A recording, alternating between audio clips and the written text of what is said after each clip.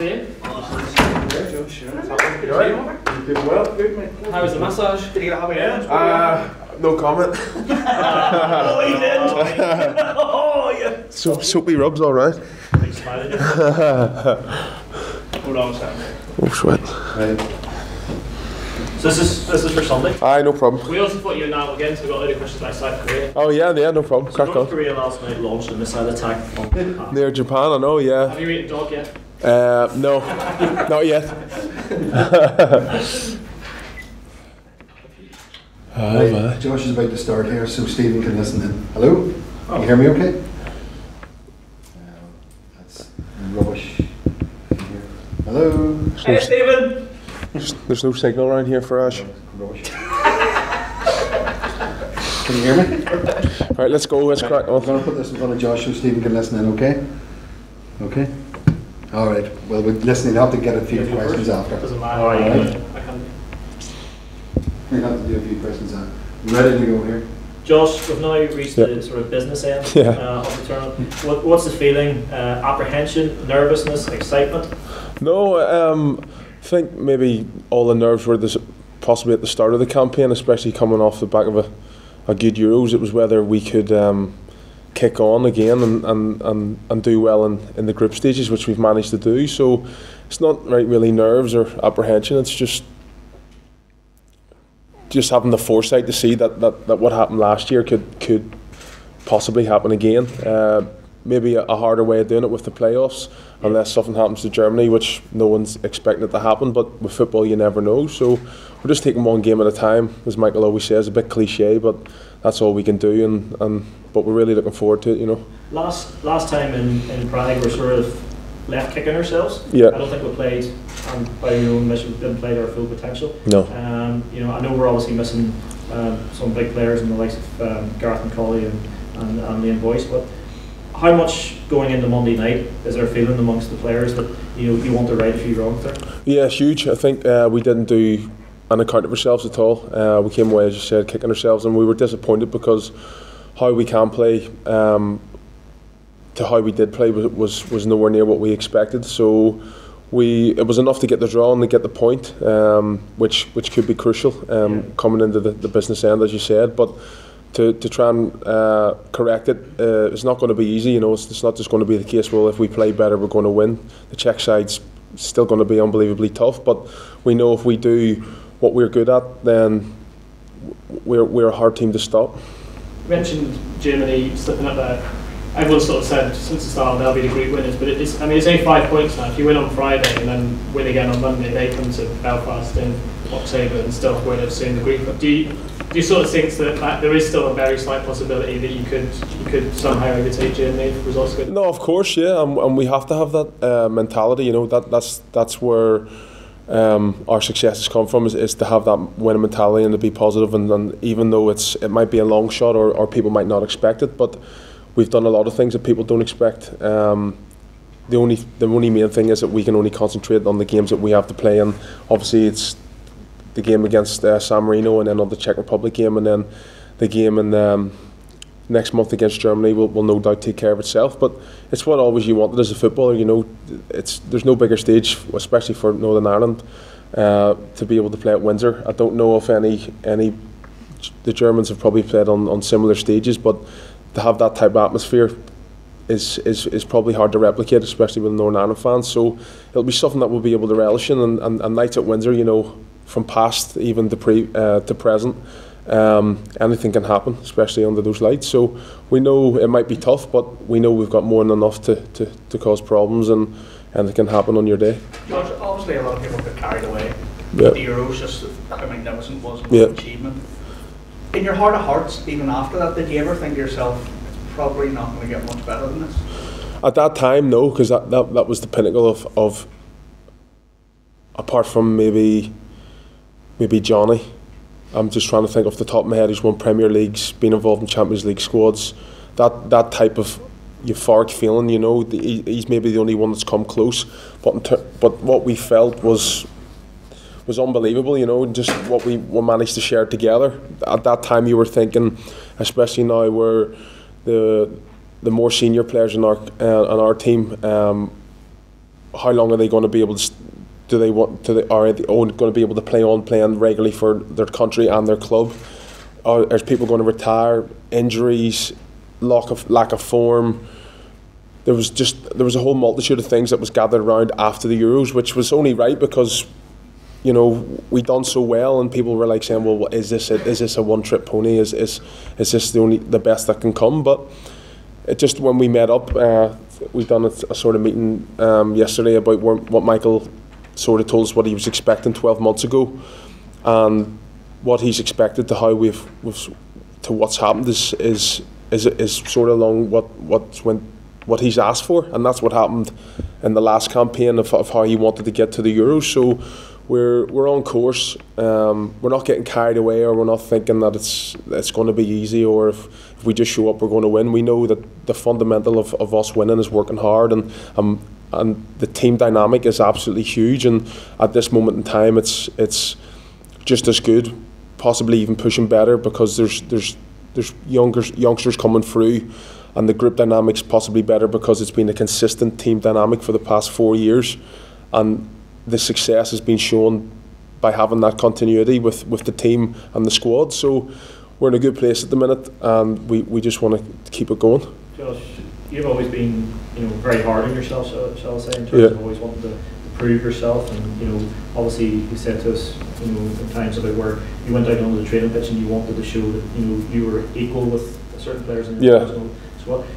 With what's happened at Charlton and how you've done well, and, you know, obviously, you know, become a regular, shall we say, in the team, have you relaxed that attitude a bit? In terms of being really hard on yourself? No. Always wanting to. No, I'll always have that, because that's what keeps me not motivated. Obviously, every boy wants to play football, and that's my dream. That's what I get to say as my job. But in terms of the dynamic of how I became a footballer, was maybe a lot different to how normal people do it. Obviously, everybody's motivations and how they want to get the football is different. Mine mostly come from when people saying that you won't be able to do something. You know, people say you're a goalkeeper, you were never going to be a striker, then you were never going to continue on as a pro. Coming into the Northern Ireland first team, has he got what it takes to be able to play on international level? It's just all these little things that make me just say, well, I always believe in myself. You know, some people, it's not being cocky or arrogant. You know, if you don't believe in yourself, then when the chips are low, you can't really rely on anybody, and that's just the mentality that I've always took. So when I come here, it's still the same. And it's not really to be hard on myself. It's just the respect level that we have for each other, the gulf that we have in the squad from Premier League standard to Championship to League One to League Two as well, Scottish and the Irish League is massive, and it's just that you just want people to know that when you're playing with them, especially players that are used to playing at the top level, that they can rely on you. Mm-hmm. And that's just where I take my motivation, and it's just a respect thing, you know. Not saying that I don't have that respect for people who play on my level or not. It's just that, or who are on League Two that I don't get to see or play with. It's just a thing where it's just my own self motivation, and it's I still see myself when I come away with a squad as, even though I've been here for 5 or 6 years, as still one of the new players. I don't want to become complacent or take anything for granted. Every time I come away, the basics of what I need to do and how I need to do it will always stay the same, because football's a short career, and I don't want to have no regrets by thinking, oh, I've made a few squads, I'm a big time Charlie. That's not in my nature. I'll just keep working. What got me here will hopefully keep me here. Josh, I get a sense what you mean by that is you see yourself as an underdog, and you sort of thrive on that. Yeah. Is Northern Ireland therefore the sort of perfect fit for you, because they are sort of regarded, even though they've done fantastic well the last 2-3 years, they are underdogs, and it's that battle against. Times before maybe that was the case, but like I've come into the Northern Ireland setup. My international career only really started from the European Championship campaign. So from my real experience of a consistent basis of Northern Ireland football has only ever been success. Like I see Aaron Hughes, like I think it's either 104, 105 caps. He's coming to the end of his Northern Ireland career, and he's only experiencing probably, he'll say, the best of it towards his end. He's maybe had to go through a different dynamic with different squads before, but for the likes of me, we've never apart from the Germany game, I've never really been into a game thinking that we're proper underdogs. That's not the case, and I would never say that. The mentality that we have, especially now with Northern Ireland, is if we do what we know we can do, we cause teams a lot of problems. And if they see us as the underdogs, or if they leave any stone unturned, we'll find it and we'll exploit it, and that's what we've shown. So in terms of me feeling that Northern Ireland's underdog, no, I would never say that. Like, Northern Ireland football has only went one direction since I've been in, and I'm obviously not saying that's down to me, but it's just what I've experienced since Michael's brought me into the squad, and it's like we've only ever been on and up, and we want to maintain that for as long as we can. But that's how I see it. You don't still have to sort of pinch yourself, because like we're going into the game against the Czech Republic, right? And you remember growing up watching the Czech Republic on TV with all these wonderful stars. Us going to playing them, we'll be lucky to keep the score down to 2 or 3. The same with Norway. And all of a sudden we're going into Monday night going, okay, we've got a few players out, but there's a mindset there that we could win or should win. Yeah, should win. Yeah, exactly, and that's the beauty of success. Is also maybe its downfall, because we've done so well, the expectation of us to keep doing well is always going to be high, and that's fantastic. That's what what we've wanted. We've wanted to help push Northern Ireland football onto another level, not just at our level, but elite level. I think Michael said that he didn't want people growing up to be the next Ronaldo. He wanted people growing up he wants to be the next Stephen Davis, the next Johnny Evans, and I think with what we've managed to see and sort of the home support has pushed that on again. But it's the pressure that we have to accept. We're in the business of being professional sportsmen, and if you can't handle the pressure of your national side wanting and urging you to be successful, then you're in the wrong sport. Like, going into this game on Monday night should be every boy's dream. Like, this is it, playing against a team that if you win, you put yourself in an unbelievable position for a playoff spot, possibly even top the group. If you go on to the next game. So it's nothing that is unexpected, well, especially for most of us in the squad now. It's something that we've come to expect, sort of like the Greece game last year, where there was a couple of injuries, couple of suspensions. People might have to step in that aren't used to normally playing when they come away with Northern Ireland, and that's no disrespect to them or how they act. It's just that the team's been doing so well, it sort of picks itself, and it's a time for people to stand up and be counted, and I know we're more than capable of doing that. Just going back to your personal expectations, I know Carl Robinson said a few weeks ago, he's never known a player who sort of cares more about results and their own personal performances, and he said always good and bad in a way. If you have a bad game, it gets you down, but you have a good game, and is that kind of helping you to get to where you are as well? Do you think the fact that you care so much about how things have happened? Yeah, it's about caring, but it's like, some people have different looks on how they see it, but the only way I see it is I only going to ever be a professional footballer once. When I retire, I'm retired. When I'm done, I'm done. But just want to be as successful as I can at anywhere I can. Do you know what I mean? And the path and how I got there, again, I know it's always talking about the past, but the fundamentals of how I've become successful.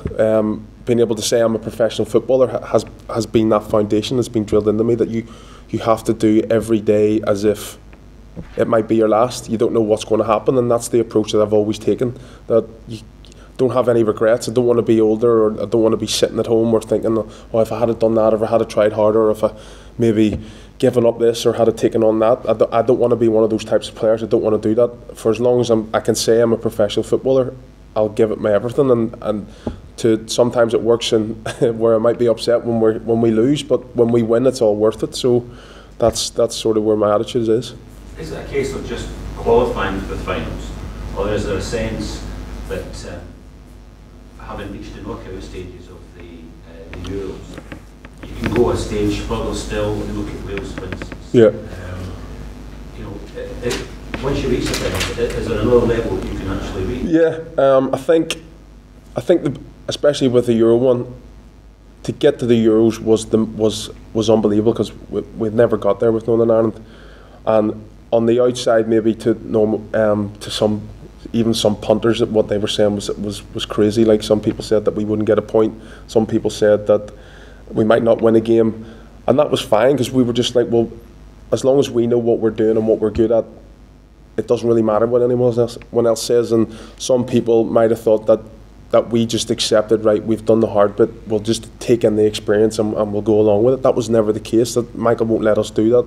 We were there to be a competing team, and that's what we done. We managed to get through into the knockout stages. Didn't go our way, but we still put on an unbelievable account of ourselves, and that's going to be the same again. If we've reached the World Cup, obviously it's going to be different. I think 13 European teams only make the World Cup. It's going to be a different type of competition, different teams, different variety of how styles of football they're going to play. So there's going to be a lot to take into it, but we're more than confident, and we know what we are good at. That's first and foremost. We know, as a team, Northern Ireland, we know what we're good at, and we know how to implement that on the pitch. And if we can make teams nervous, or we can turn over teams, I have no doubt that we can do that. You signed a new contract at Charlton. Yeah. You had a little injury there, you come back. How are you feeling this season? I feel good. I felt sort of at the end of last season I teetered off and got injured coming into the new year, and then I was in and out. And then I managed to get sort of my fitness back just before the qualifier at Azerbaijan.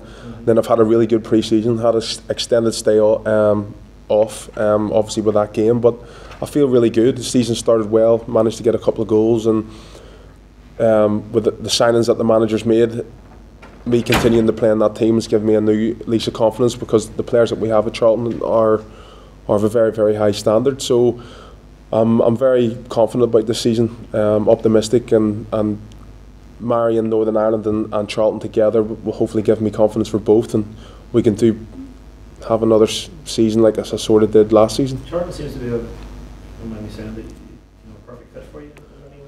It is, yeah. It's been perfect. Like, well, as you say, it's been perfect. I knew when I was at Kilmarnock there was a bit of interest from other teams, but it maybe wasn't right for me and my family dynamic for me to go at the time. And I made it clear to Kilmarnock that I would only leave if it was a good fit. And when I heard Charlton was interested and the conversation started, I knew that I wanted to be at Charlton. And since I've moved there, it's been nothing. It's probably been more than what I expected, because the facilities and how the team play and how I've been treated has been nothing short of amazing. You got all 4 strikers in the national team as well, scoring and playing well. That's not always been the case throughout this qualifying campaign. No. It's got to be a huge thing as well. It is. It keeps you, and knows when you're coming here and you're coming to train, that when you can't just expect to play. I know that sounds crazy, that you never should you expect to play for your national team, but just playing regularly isn't enough anymore. You have to be doing the business, and even then it might not be enough. We don't know the formation, what Michael's going to play. 3 of us might miss out, 2 of us might miss out. It doesn't matter, and you might feel hard done by, but it doesn't really matter, because it's all about the team. As long as the team's doing well, your ego's got to take a back seat, because what we're trying to achieve here with Northern Ireland football is priority.